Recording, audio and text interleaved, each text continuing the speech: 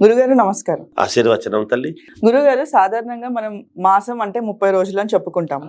అయితే మనకి మార్గశిర మాసంలోనే మళ్ళీ ధనుర్మాసం అని కూడా చెప్పుకుంటాం. అయితే ఈ ధనుర్మాసము మళ్ళీ మనకి సంక్రాంతి వరకు ఎందుకలా, అంటే ఈ మార్గశిర మాసంలోనే మళ్ళీ ధనుర్మాసం అని ఎందుకు చెప్పుకుంటాం? ధనుర్మాసం యొక్క విశిష్టత గురించి చెప్పరా? శ్రీ మహాగణాధిపతయే నమః. ఐం మహాసరస్వత్యే నమః. శ్రీ లలితాంబికాదేవియే నమః. ధనుర్మాసము యొక్క గొప్పతనం ఏమిటి అంటే అమ్మా, కార్తీక మాస స్నానాలు అనేటువంటివి చేస్తాం. ఈ ధనుర్మాసము అనేటువంటిది ఇంకా మనము దక్షిణాయనములో చిట్ట చివరి ధనుర్మాసం, అక్కడి నుంచి మళ్ళీ ఉత్తరాయణం అనేటువంటిది ప్రారంభం అవుతుంది. ఎక్కడి నుంచి? సంక్రాంతి పండుగ నుంచి. ఇక్కడ చంద్రుడు మారిన దాని వలన మనము ధనుర్మాసముని ప్రారంభమవుతూ ఉన్నది పౌర్ణమి నుంచి. మామూలుగా మళ్ళీ పౌర్ణమి వరకు ఈ నెల రోజు ధనుర్మాసం అనేటువంటిది ప్రారంభమవుతూ ఉన్నది. ధనుర్మాసంలో అంటే నేను చెప్తున్నాను కదా, చివరికి ఇంకా మాసం మనం మామూలుగా దక్షిణాయనంలో చివరిది. మామూలుగా అయితే మనకు తెలుగు తిథుల ప్రకారముగా అయితే చైత్రమాసము అనేటువంటిది మనకు ఇది మామూలుగా. ఇంకా ఇప్పుడు మార్గశిరం పుష్యమాసం వస్తుంది. పుష్యమంతా కూడా శూన్యమాసం కిందికి వస్తుంది అమావాస్య తర్వాత నుండి. ఇది పౌర్ణమి నుంచి మళ్ళీ వరకు లెక్క పెట్టుకుని చెప్పేటువంటి సాంప్రదాయము చాంద్రమానము అనేటువంటి దాని దృష్ట్యా వచ్చేటువంటిది ఒకటి. ఇంకా చివరిది అనమాట. ఇప్పుడు మనం మళ్ళీ ఉత్తరాయణం అనేటువంటిది ఎప్పుడైతే రాబోతూ ఉన్నదో, దక్షిణాయనములో చివరి మాసముగా మనము లెక్క కట్టి స్నానాలు మళ్ళీ కూడా మనము పవిత్రముగా చేస్తూ భోగి వరకు మనము చూడండి, భోగి పండుగ వస్తుంది సంక్రాంతి కంటే ముందు. భోగి వరకు కూడా దక్షిణాయనమే ఉంటుంది.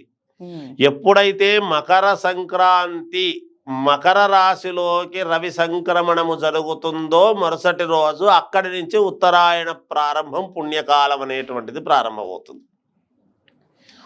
అంటే మనం ఈ స్నానం అంతా కూడా చేసి, ఇప్పుడు పిల్లవాడు పుడుతూనే ఏం చేయిస్తారు?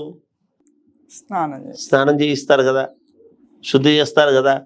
మనము ఈ సంవత్సరం అంతా కూడా అనుభవించినటువంటి పాపాలు ఏమైనా ఉంటే, తెలుసో తెలియకో చేసినటువంటి పాపాలు ఉంటే, చిట్ట చివరిగా ధనుర్మాసంలో చేసేటువంటి ధనుర్మాస స్నానాల వలన పోయి భోగినాడు భోగాలు ఏర్పరచుకుంటాము అనేటువంటిది ఉన్నది.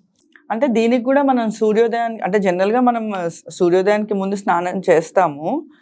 అయితే ఈ ధనుర్మాసంలో కూడా కార్తీక మాసంలో చేసినట్టు స్నానాలు ఆచరించాలా గురుగారు? అసలు ఏ మాసములోనైనా సూర్యోదయాత్ పూర్వమే చెయ్యాలి. సూర్యుడు ఉదయించిన తర్వాత ఏ మాసంలోనూ చేయమని చెప్పలేదు. అవును, సూర్యుడు ఉదయించేటువంటి టయానికి మనము చేసి సూర్యుడికి ఎదురుగా ఉండి మనము సంధ్యావందనము చేసుకోవాలి అని, సూర్య నమస్కారాలు చేసుకోవాలి అని. సూర్య నమస్కారం అంటే సూర్యుడికి ఎదురుగా నిలబడి మామూలుగా ఎవరికి తెలిసినటువంటి ఇది వాళ్ళది, చిన్న ఇది, అదేమి పెద్ద ఇది కాదు మామూలుగా. అందుకని సూర్య నమస్కారం చేసుకుంటాము. సూర్యుడికి సంబంధించినటువంటిది ఒక మంత్రం చెప్పుకుంటాము మామూలుగా. ఎందుకు? ఆరోగ్యం భాస్కరాదిచ్చేత్. మనకు సూర్యరశ్మి వలననే మనకు జీవితం నడుస్తూ ఉంది. ఒక వారం 10 రోజులు వర్షాలు పడుతూ ఉండి సూర్యుడు రాలేదనుకోండి, విపరీతమైనటువంటి ఇల్లంతా వాసన వస్తుంది. ఎందుకంటే గుడ్డలు ఉతికినవి ఆరక చెయ్యక మనకు శరీరంలో ఎలా అంటే అలా అయిపోతాము. ఎండ మామూలుగా వాతావరణంలో శరీరానికి అన్ని రకాల ప్రకృతి నుంచి తీసుకునేటువంటివి తీసుకుంటేనే మన జీవితం బాగుండేది. అలా సూర్యుడి యొక్క అనుగ్రహం రావాలి అంటే ముందు మనం స్నానం చేసి ఉండాలి. అందుకని ఏ మాసంలోనైనా ధనుర్మాసంలో ధనుర్మాస స్నానాలు అనేటువంటివి ఉదయాన్నే అయిపోతాయి. అందుకని ఎప్పుడు ఏ మాసమైనా కూడా ధనుర్మాస స్నానం ఏమిటి అంటే నేను చెప్తున్నాను కదా, చివరిది. ఇంకా దక్షిణాయనములో మనం ఈ పూజలు, కార్యక్రమాలు, వ్రతాలు అన్ని దక్షిణాయనంలోనే ఎక్కువ వస్తాయి మనకు. మీరు చూడండి, ఆగస్టులో మనకు మొదలైతే ఎక్కడి నుంచి భాద్రపద మాసం వినాయక చవితి మొదలు పెడతాం మనము. భాద్రపదం ఆగస్టు, మనం ఏది శ్రావణం, భాద్రపదం, శ్రావణ మాసంలో స్టార్ట్ అవుతాయి అన్నీ కూడా. నాగుల చవితి పండుగ దగ్గర నుంచి శ్రావణ మాసము, శ్రావణ శుక్రవారాలు అని ఇవన్నీ మొదలయ్యి ఇంకెప్పుడు ఎంతవరకు ఉంటాయి చూడండి. ఇంకా మామూలుగా డిసెంబర్ ఆఖరి వరకు ఉంటాయి. అంటే జనవరిలో మళ్ళీ సంక్రాంతి పండుగ అని వస్తుంది. ఇప్పుడు ఇది అయిపోతూనే మళ్ళీ మామూలుగా మహాశివరాత్రి అని రావడం, అది తర్వాత మళ్ళీ మామూలుగా. ఇప్పుడు ఇదైతే మామూలుగా ఇంతవరకు అందుకని లాస్ట్ మాసము ధనుర్మాసము అని పేరు పెట్టి ధనుర్మాస స్నానాలు అనేటువంటివి దేనికి అంటే, నేను చెప్పినటువంటి ఉదాహరణ దానికి అర్థం. పుట్టిన తర్వాత వెంటనే అంటే మలినము, తల్లి గర్భములో ఉండంగా తన మలినం తాను ఇది చేసుకుంటూ కొట్టుమిట్టాడుకుంటూ బయటికి వచ్చినటువంటి శిశువును గోరువెచ్చని నీళ్లతో ఎలా అయితే శుద్ధి చేస్తామో, మనము కూడా ఇన్నాళ్ళు జీవించినటువంటి జీవితానికి గాను చేసుకున్నటువంటి దానికి గాను పాప ప్రక్షాళన కోసమే ధనుర్మాస స్నానాలు ఇవి చేస్తూ రవి సంక్రమణ వరకు మనం కంటిన్యూ చేసుకుంటూ వెళ్ళిపోతాం. ఈ మాసంలో చేయాల్సిన పూజలు ఏమన్నా ఉంటాయా గురువు గారు స్పెషల్ గా? మనం అనుకుంటే మనకు ఉండేటివే ఎక్కువ. ఇంకా నెలాఖరులో అంటే మామూలుగా చేసుకుంటున్నాం. ఇప్పుడు అయ్యప్ప మాల వేసుకున్న వాళ్ళు వేసుకుంటున్నారు. శివుణ్ణి ఆరాధించేది రోజు ప్రతి సోమవారము శివుణ్ణి ఆరాధిస్తున్నాము. ఒక కార్తీక మాసం ఒకటే అని కాదు కదా.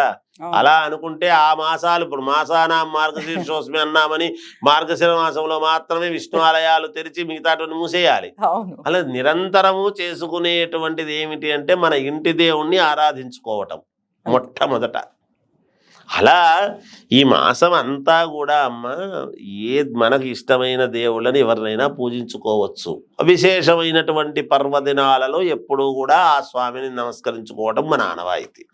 అలా ధనుర్మాసాలు అనేటువంటివి, ధనుర్మాస స్నానం అనేటువంటిది శరీరానికి ఆరోగ్యానికి చాలా ముఖ్యమైనటువంటిది.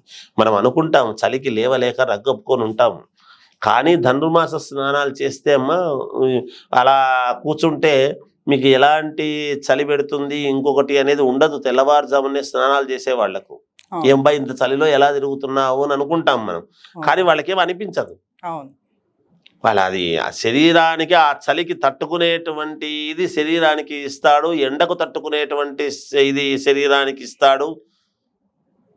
అందుకని ఆరోగ్యవంతముగా ఉండటానికి, ఆరోగ్యానికి చాలా శ్రేయోదాయకమైనటువంటిది ఈ ధనుర్మాసము అనేటువంటిది కూడా మంచిదే. పాటించడం లేదు చాలామంది, ఎవరి పని కొద్ది వాళ్ళు. పొద్దున్న లేస్తే ఇప్పుడు తెల్లవారుజామునే ఎక్కడ లేవగలుగుతున్నారు తల్లి?